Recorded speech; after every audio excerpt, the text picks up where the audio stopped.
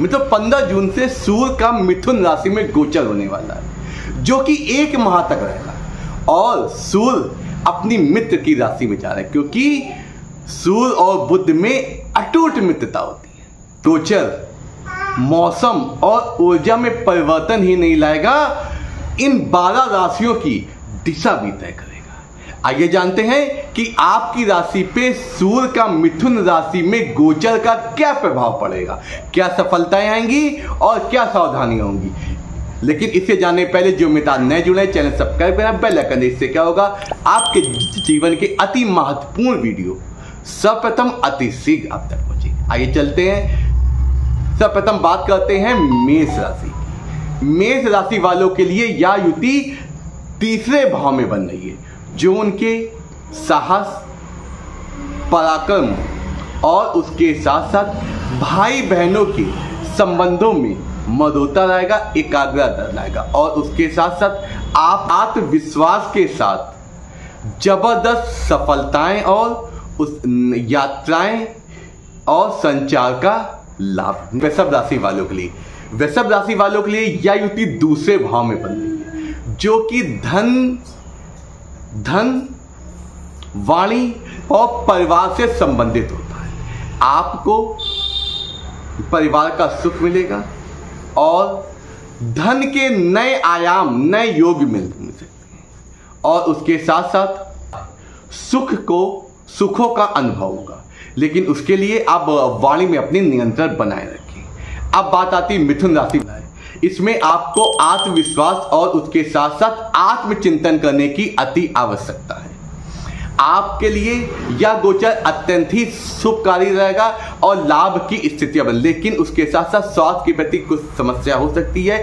आंखों इत्यादि में कुछ समस्या हो सकती है, क्योंकि सूर्य क्या होता है, जिस भाव में बैठते हैं उस भाव को कुछ न कुछ हानिकारक देते हैं। लेकिन उसके साथ साथ अगर आपकी कंपटीशन इत्यादि का कोई योग या कंपटीशन देने का कोई चीज बन रही है, तो उसमें आपको लाभ मिलने के पूर्ण योग बन रहे हैं।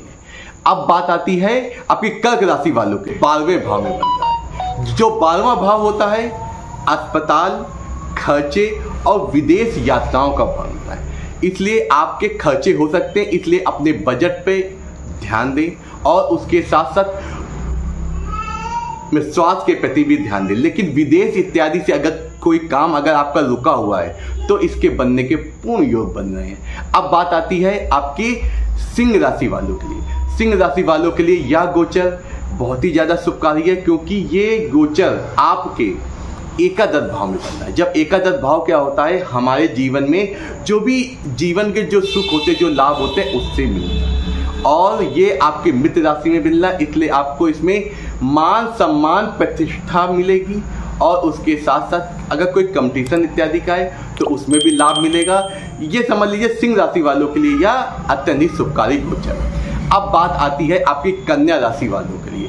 कन्या राशि वालों के लिए यह गोचर आपके 10वें में कार्य क्षेत्र और कार्य क्षेत्र की समृद्धि से संबंधित करता है। आपको अपने कार्य क्षेत्र में सफलताएं मिलेंगी और मान सम्मान और प्रमोशन मिलने के योग बन रहे हैं। और ये गोचर जो आपके 10वें भाव में बन रहा है, ये आपको लाभ इत्यादि करेगा। अगर आप व्यापार से जुड़े हैं, तो व्यापार में अत्यधिक रोमांच और खुशखबरी मिलने के पूर्ण योग बन रहे हैं। अब बात आती है आपके तुला राशि वालों के लिए। तुला राशि वालों के लिए यह गोचर आपके 9वें भाव में बनना है। 9वां भाव हमारा भाग्य भाव होता है, और भाग्य भाव में सूर्य का गोचर बनने से क्या होता है, पिता से संबंधित आपको पिता के माध्यम से आपको जीवन में सफलताएं मिलने के योग बन रहे हैं, लाभ मिलेगा। और कोई ऐसा कार्य जो अभी तक रुका हुआ था, उसके सफल होने के योग बने, लेकिन पिता की सहायता, क्योंकि सूर्य पिता का कारक होता है और 9वें भाव में यह योग बनने से अत्यधिक लाभकारी हो जाता है। अब बात करते हैं आपके वृश्चिक राशि वालों के लिए। वृश्चिक राशि वालों के लिए यह गोचर 8वें भाव में बन रहा है। हमारी गोपनीय बातें, रिसर्च और उससे साथ साथ अचानक घटनाओं के लिए जाना जाता है, तो इसलिए आपको सावधान रहने की जरूरत है, क्योंकि आपके इस माह जो भी चीजें होंगी सफलता विफलता या कोई घटना या दुर्घटना वो अचानक हुई, इसलिए आपको अपने स्वास्थ्य के प्रति भी सचेत रहना है। और उसके साथ साथ आप, क्योंकि जो आपका मंगल, जो आपका राशि स्वामी मंगल के साथ केतु की युति बन रही है, जो सिंह राशि बन रही है, तो वो भी उतना लाभदेह नहीं होती, इसलिए आपको इस माह सतर्क रहने की अति आवश्यकता है। अब बात आती है धनु राशि वालों के लिए। धनु राशि वालों के या गोचर सप्तम भाव में बनना है। सप्तम भाव में जब सूर्य का गोचर बनता है तो ऐसा होता है वैवाहिक संबंधों में थोड़ी सी मन मुटाव की स्थिति आ रही है, क्योंकि सूर्य जो प्लैनेट होता है वो आपका चमक का प्लैनेट होता है और उसके साथ ऊर्जा का प्लैनेट। क्योंकि क्या हो रहा है, इस समय आपके संबंधों में गुस्सा या आवेश की भावना आ सकती है, इसलिए आपको क्या समझदारी से डिसीजन लेने की आवश्यकता है। अगर आप कोई बिजनेस पार्टनरशिप में कर रहे हैं तो उसमें भी लाभ मिलने के योग हैं, लेकिन आपको बुद्धिजीवी होके समझदारी के डिसीजन लेने की अति आवश्यकता है। अब बात आती है आपके मकर राशि वालों के लिए।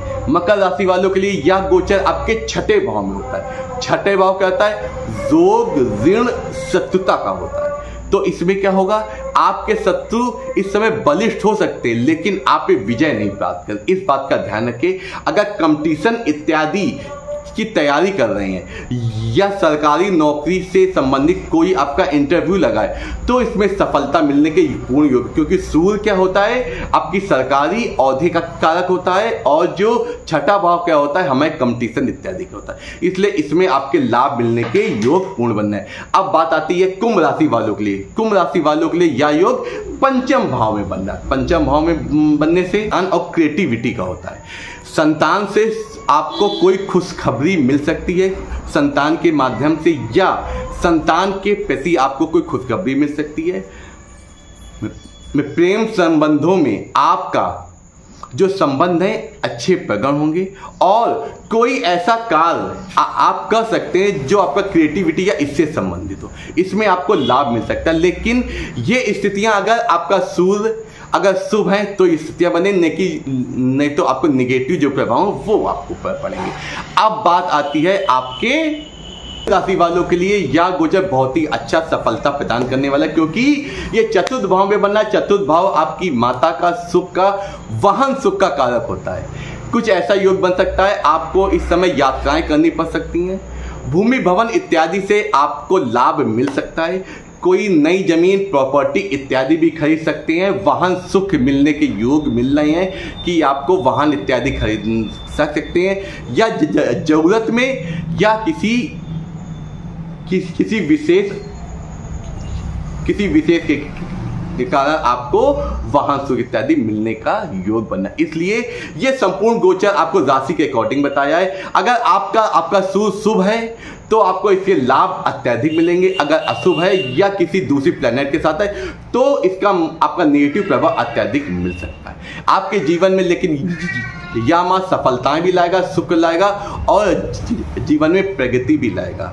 लेकिन तब तक के लिए आप ओम सूर्याय नमः का जाप करें। इससे क्या होगा, जैसा भी शुभ हो आपको लाभ अवश्य कराएगा। नमस्कार, आपका दिन शुभ, आपके जीवन में कोई समस्या